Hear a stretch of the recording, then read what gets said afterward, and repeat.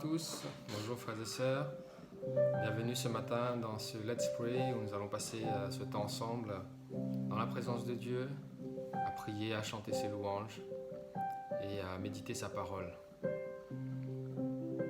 Et je vous invite, je vous propose cette lecture avant de commencer dans Colossiens 1 qui nous parle du Fils de Dieu. Il dit: le Fils est l'image du Dieu invisible. Il est le premier-né de toute la création, car en lui ont été créées toutes choses qui sont dans les cieux et sur la terre, les visibles et les invisibles. Trône, dignité, domination, autorité. Tout a été créé par lui et pour lui. Il est avant toute chose, et toute chose subsiste en lui. Il est la tête du corps de l'Église. Il est le commencement, il est le premier-né d'entre les morts, afin d'être en tout le premier, car Dieu a voulu faire habiter toute plénitude en lui. Ce passage continue en nous disant que c'est en lui, que par lui, que Dieu a voulu tout réconcilier avec lui-même. On voit que Jésus, c'est le personnage central. C'est la personne clé qu'il nous faut, la personne clé pour notre salut. Et ce matin, nous allons, quand nous approcher de Dieu, proclamer qu'il est le centre et qu'il soit le centre de notre vie. Jésus, sois le centre, sois ma lumière, sois ma lumière, sois ma source, Jésus.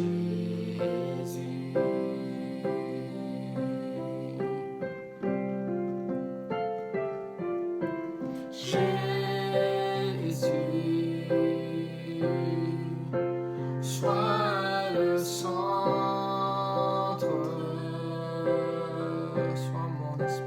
sois mon espoir, sois mon chant, Jésus,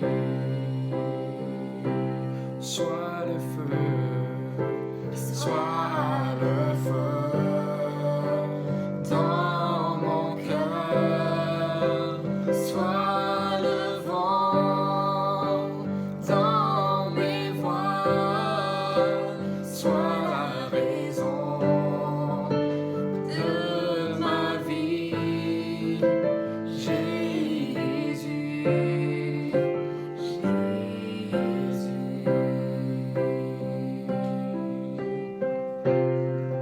Sois ma vision, Jésus, sois ma vision, sois mon chemin, sois mon chemin, sois mon guide, Jésus. Sois ma vision, Jésus, sois ma vision, sois mon chemin, sois mon guide, Jésus,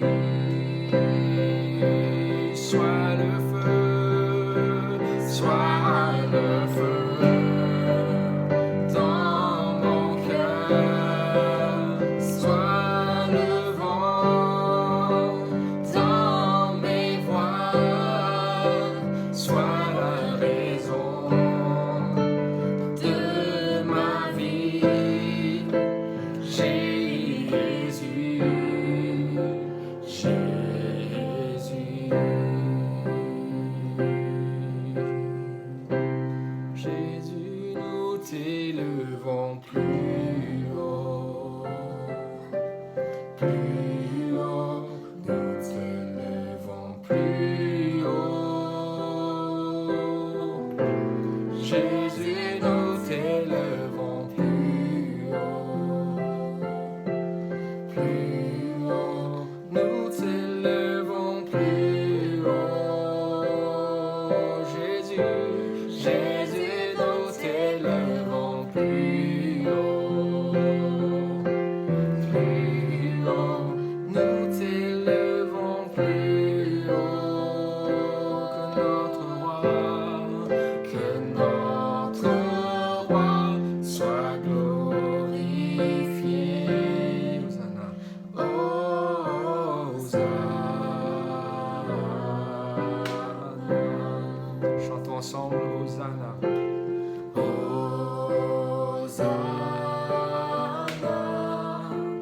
au plus haut des cieux, que notre roi soit glorifié.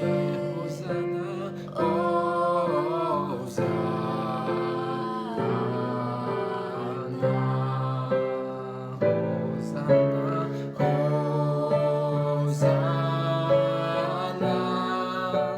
au plus haut des cieux, que notre roi soit glorifié.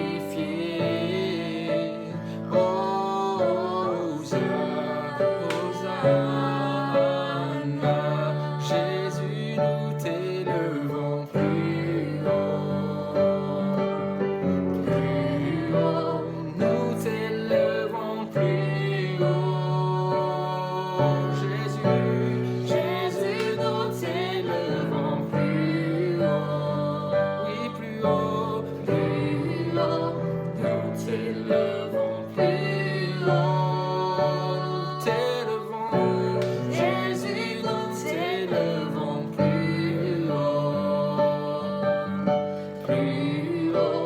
nous t'élevons plus haut, que notre roi soit glorifié, que notre roi soit glorifié, que notre roi soit glorifié.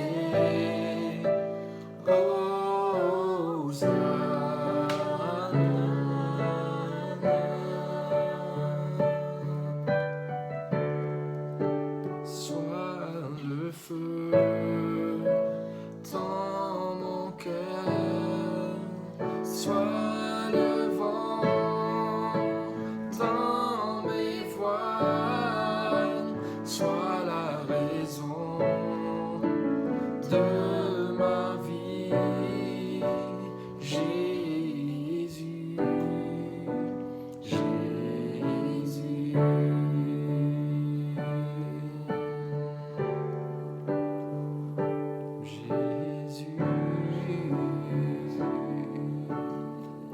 Oui, Seigneur, ce matin nous nous approchons de toi, Seigneur.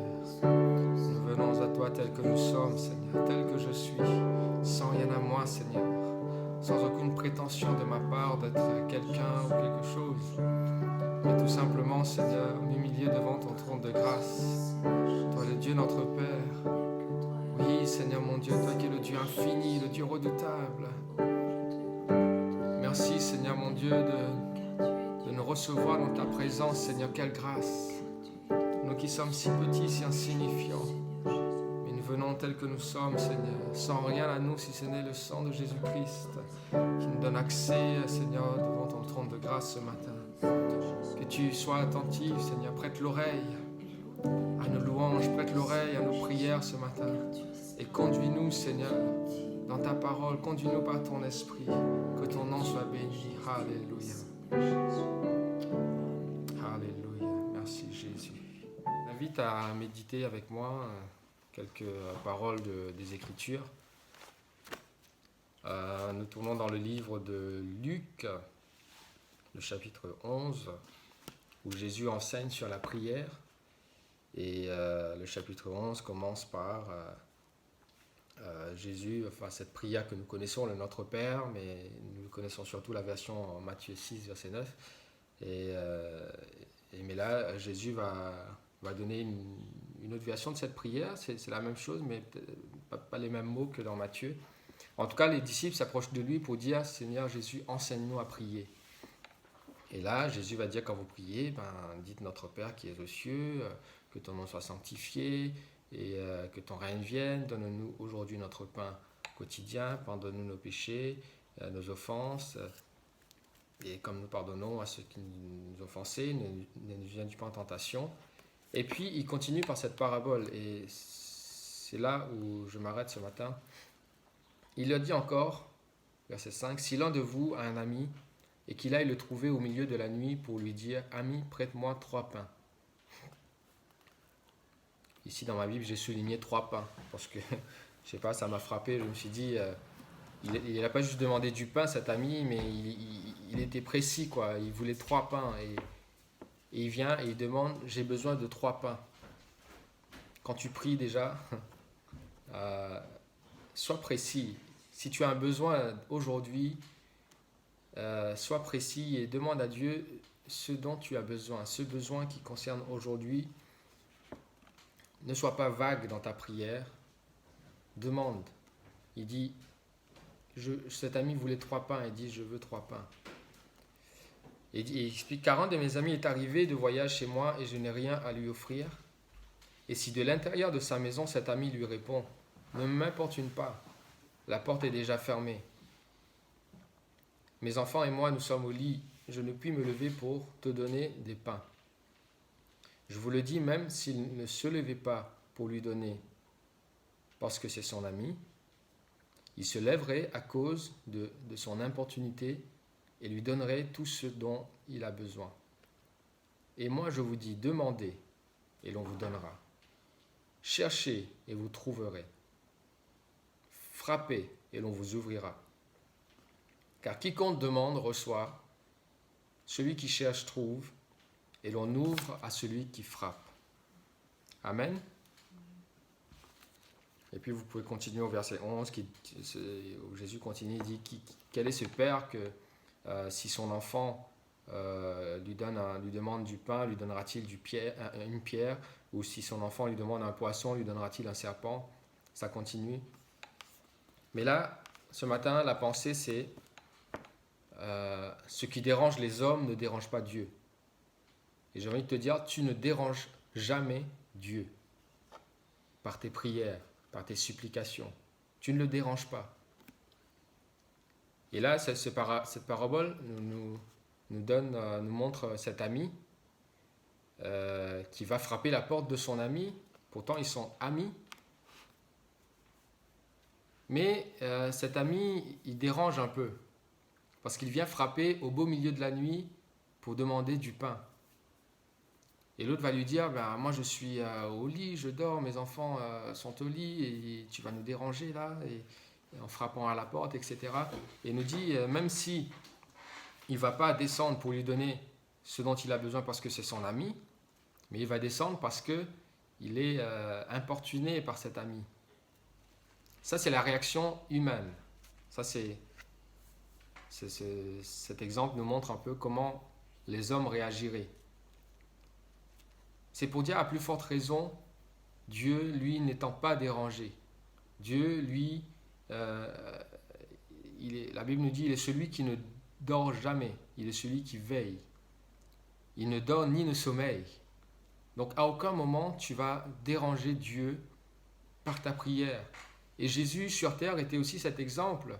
À n'importe quel moment, les gens l'appelaient et il était dans son parcours. On lui dit, viens, Jairus va venir, viens prier pour ma fille qui est en train de mourir. Et Jésus va dire, j'irai, je viens. Et dans son parcours, il y a d'autres personnes qui l'arrêtent, qui le dérangent. Cette femme à la perte de sang qui va l'arrêter, qui va rallonger d'ailleurs le voyage, etc., le trajet. Mais personne ne dérange jamais Jésus. Là où les hommes vont dire, reste tranquille, tu déranges, arrête ceci, arrête cela. Là où il y a aussi des protocoles humains, pour Jésus, il n'y a pas de protocole. Et à un moment donné, les enfants venaient à Jésus et les disciples disaient, écartez les enfants, retirez-les de là. Et Jésus va dire, mais pourquoi les empêchez-vous? Laissez-les venir à moi. Ils ne me dérangent pas, ces enfants. Et l'aveugle qui va crier, Bartimée qui va crier au bord de la route, Fils de David, aie pitié de moi, Fils de David, aie pitié de moi. Et là, il dérange par ses cris. Les gens vont essayer de le faire taire. Mais Jésus va entendre ce cri et va dire, c'est qui m'appelle? Jésus, toujours attentif à celui qui l'appelle, à celui qui crie. Il n'est jamais dérangé. Sache cela, tu ne déranges pas Dieu. Et un homme peut te faire sentir que tu l'as dérangé. Même un pasteur, désolé, nous sommes humains. À un moment donné, on peut à un moment donné recevoir un appel, recevoir une sollicitation et se sentir dérangé. Parce qu'on est humain, on est comme vous, au fait. On a les mêmes besoins, on a les mêmes occupations, les mêmes préoccupations. Et, euh, et du coup, on peut se sentir dérangé. Mais ne nous arrêtons pas à ça. Dieu, lui, n'est jamais dérangé. Il dit, demande, cherche, frappe. Parce que celui qui demande, il dit à celui qui demande, on donnera. Demandez et on vous donnera. Demandez et on vous donnera. Et là, dans cette demande, et tout à l'heure, je me suis arrêté sur ces 3 pains. Il ne demande pas du pain, il demande 3 pains. Il est précis dans sa demande. Il sait ce dont il a besoin aujourd'hui. Et dans Jacques 4 au verset 3, cet épître va dire ceci, vous demandez et vous ne recevez pas parce que vous demandez mal. Parce que parfois on demande, mais on demande mal. Non seulement on ne cible pas les besoins, et parfois on confond avec les besoins et les envies. Donc du coup on demande mal et on ne reçoit pas. Mais demandez à Dieu et demandez selon la volonté de Dieu. Ne demandez pas selon les convoitises de nos cœurs, mais demandez les besoins d'aujourd'hui. La prière que Jésus nous enseigne dit bien, donne-nous aujourd'hui, de toute façon dit, donne-nous chaque jour notre pain quotidien. À chaque jour suffit sa peine.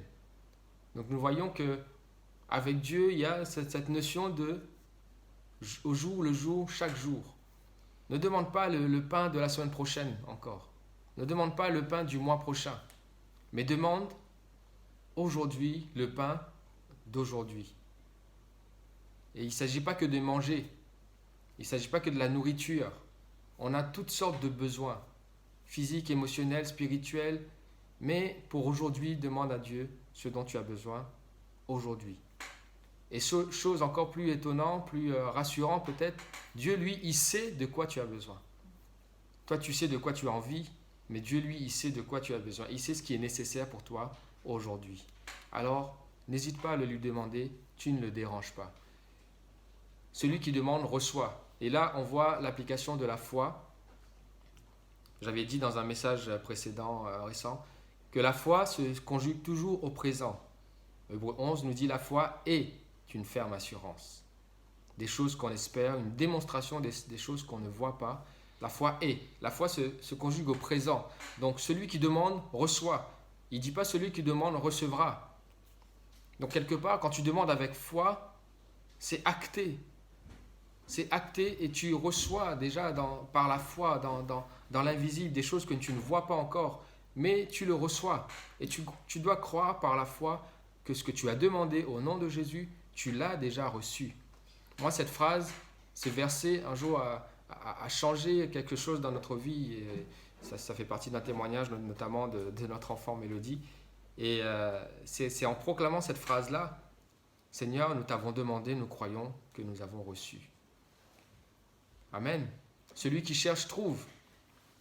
Le temps nous est limité, je ne pourrais pas m'étendre plus longtemps sur cette méditation. Mais celui qui cherche trouve. Cherche. Cherche et cherche vraiment. Ne cherche pas les choses de ce monde. Cherche Dieu. Cherche la face de Dieu. Cherche la présence de Dieu. Dans Jérémie, Dieu va dire, celui qui me cherche, mais pas seulement chercher, mais celui qui me cherche vraiment, il dit, je me laisserai trouver par lui. Celui qui a vraiment soif de moi et qui me cherche, je me laisse trouver. Cherche Dieu. Parce que celui qui cherche, trouve. Celui qui frappe, on ouvrira à celui qui frappe. Donc n'arrête pas de frapper, persévère, cherche, demande et frappe. Jusqu'au jour où tu peux demander, mais c'est quand le bon moment pour demander? Quel est le bon moment pour frapper? Quel est le bon moment pour chercher? Il n'y a pas de bon moment. Il y a l'instant où tu le fais, c'est tout. Cet ami ne s'est pas posé la question, est-ce le bon moment pour aller demander du pain à mon voisin, à mon ami? Il était je ne sais pas quelle heure de la nuit. Non, il avait ce besoin à ce moment-là et il le demande. Peu importe l'heure, peu importe le moment, peu importe l'endroit, tu ne déranges pas Dieu. Amen. Que le nom de Dieu soit béni, que tu sois béni aussi par cette parole. Nous allons passer un temps maintenant dans la prière et à la lumière de cette parole, à la lumière de ce que nous venons de lire et le temps que nous avons passé aussi à louer, à chanter, où nous avons invité Dieu à être le centre, où nous avons invité Jésus à être le centre par nos chants. Nous allons continuer aussi dans cet même élan. Invitons à ce que Jésus soit le centre, qu'il soit le centre de nos préoccupations, que nos regards soient tournés vers lui. Il y a tellement de choses dans ce monde qui attirent, qui captent notre attention. Et parfois nous oublions qu'au milieu de tout cela, il y a quelqu'un, il y a Dieu qui contrôle, qui est le maître du temps, des circonstances. Et il suffit parfois de lever un peu les yeux au ciel, de sortir la tête du guidon pour se rendre compte qu'on est entre les mains de Dieu et qu'il contrôle toutes choses et qu'il gère toutes choses. Seigneur, quelle joie, Seigneur, quelle assurance, Seigneur, nous avons auprès de toi. Oui, Seigneur, et cela nous donne la paix de savoir que tu es au-dessus de tout. Cela nous donne la paix, nous donne cette assurance. Cela nous rassure, Seigneur. Cela nous console, nous réconforte de savoir, Seigneur, que nous ne sommes pas seuls dans nos difficultés, que nous ne sommes pas seuls dans cette course, parfois cette course folle de la vie qui va à 1000 à l'heure, à une vitesse phénoménale, et parfois nous nous sommes lassés, fatigués, du mal à suivre.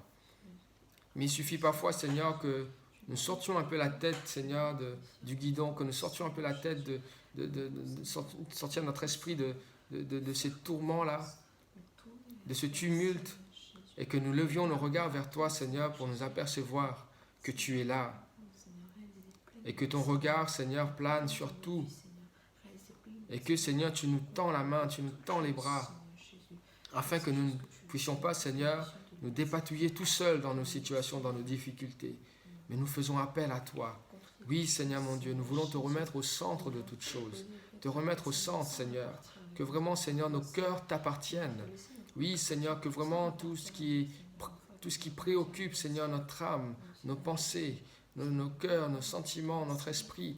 Oui, Seigneur, ce matin, Seigneur, nous voulons déposer cela à tes pieds. Sois le centre, Seigneur. Oui, Seigneur mon Dieu, en toi subsiste toute chose. Tout a été créé par toi et pour toi. Oui, Seigneur, rien de ce qui n'a été fait sans toi. Tu es la parole de Dieu. Tu es le Logos. Tu es celui qui est là, qui est présent. Alléluia. Et vraiment, ce matin, nous nous tournons vers toi. Nous tournons nos regards vers toi. Nous voulons nous détourner nos regards des choses qui ne vont pas, Seigneur, peut-être dans nos vies, des choses qui ne vont pas dans la société, des choses qui ne vont pas dans ce monde. Oui, Seigneur, qui nous préoccupe des mois et des mois. Mais ce matin, Seigneur, nous voulons lever nos regards vers toi, Seigneur, et demeurer en paix, parce que tu es celui qui règne en maître. Oui, Seigneur, nous te disons, Hosanna, au plus haut des cieux, que ton nom soit glorifié. Nous t'élevons plus haut, nous t'élevons chaque jour, parce que tu mérites la gloire, tu mérites la louange. Oui, Seigneur, tu mérites notre adoration. Oui, Seigneur mon Dieu, parce que, oui, Seigneur, tes bras ne sont pas trop courts pour nous secourir. Alléluia, merci encore. Que ton nom soit glorifié, que ton nom soit béni. Et ce matin, Seigneur, nous voulons encore nous approcher de toi. Parce que tu nous dis encore ce matin que tu n'es pas dérangé, Seigneur. Oui, Seigneur, souvent nous pouvons nous trouver face à des hommes. Oui, Seigneur, face à des institutions. Face, Seigneur mon Dieu, à des protocoles où nous sentons que nous dérangeons les choses, nous dérangeons les gens.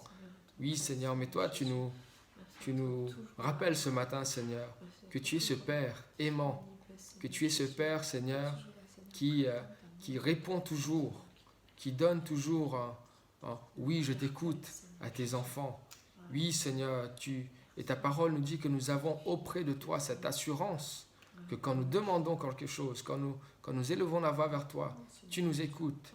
Oui, Seigneur, d'autres paroles où tu nous dis, Seigneur mon Dieu, que tu n'es pas insensible aux cris de détresse de tes enfants. Oui, Seigneur, qu'il n'y a pas d'heure, qu'il n'y a pas de moment convenable, précis, qu'il n'y a pas de lieu. Oui, nous savons que là, maintenant, ici, tu nous écoutes, Seigneur. Merci, Seigneur, de cette oreille attentive que tu as. Oui, Seigneur, où nous pouvons déposer à tes pieds, où nous pouvons, Seigneur, déverser Tout ce qui nous préoccupe dans nos cœurs, nous pouvons le déverser, Seigneur, devant toi. Et toi, tu nous remplis de ta paix. Nous pouvons, Seigneur, te donner nos fardeaux. Et toi, tu nous dis, oui, Seigneur, que ton fardeau, ton joug est léger, Seigneur. Oui, Seigneur, nous venons à toi. Tu nous dis, venez à moi, vous tous qui êtes fatigués et chargés, et je vous donnerai du repos. Merci, Seigneur, parce que nous croyons ce que nous demandons en ton nom, nous le recevons. Ce que nous cherchons, nous trouvons, Seigneur. Et quand on frappe, Seigneur, les portes s'ouvrent. Oui, Seigneur, parce que tu es celui, Seigneur, qui peut ouvrir des portes que personne ne peut fermer. Je te remets, Seigneur, nos frères et sœurs, nos bien-aimés, qui sont peut-être dans des démarches, qui sont peut-être, Seigneur mon Dieu, dans un combat avec des institutions, dans un combat, oui, Seigneur, avec la justice. Oui, Seigneur, je te prie de leur faire justice. Oui, Seigneur, peut-être qu'ils frappent des portes pendant des années, pendant des semaines, pendant des mois, sans que les choses n'avancent. Oui, Seigneur, tu connais cette démarche particulière. Oui, Seigneur, qu'une sœur est en train de mener, Seigneur. Alors je te prie, Seigneur mon Dieu, d'ouvrir les portes. Que vraiment, Seigneur, à force de frapper, cela puisse porter du fruit. Oui, Seigneur, que tu marches devant ces personnes, Seigneur mon Dieu. Que tu les précèdes, parce que tu es le Dieu qui fait toutes choses belles en ton temps. Toutes choses bonnes en ton temps. Merci pour l'exaucement des prières. Oui, Seigneur, celui qui cherche, ceux qui sont en train de chercher. Oui, Seigneur, tu puisses, Seigneur, étendre ta main. Oui, Seigneur, et qu'ils trouvent. Oui, Seigneur, ceux qui sont en train de chercher, qu'ils trouvent. Oui, Seigneur mon Dieu, au-delà des choses matérielles, nous savons qu'il y en a qui te cherchent, et ceux qui te cherchent sincèrement, qui te cherchent vraiment.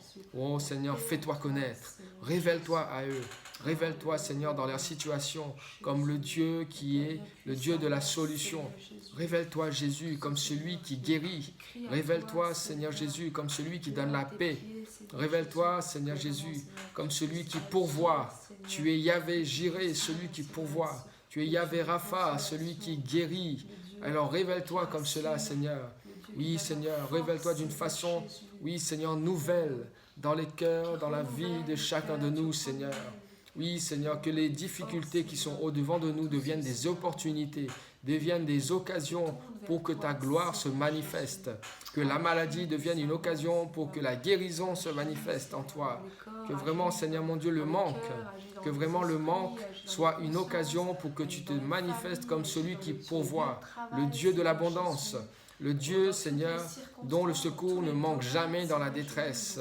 Alléluia. Je te prie, Seigneur, de venir en aide à mes bien-aimés, de venir en aide, Seigneur mon Dieu, à ceux qui ont besoin de toi.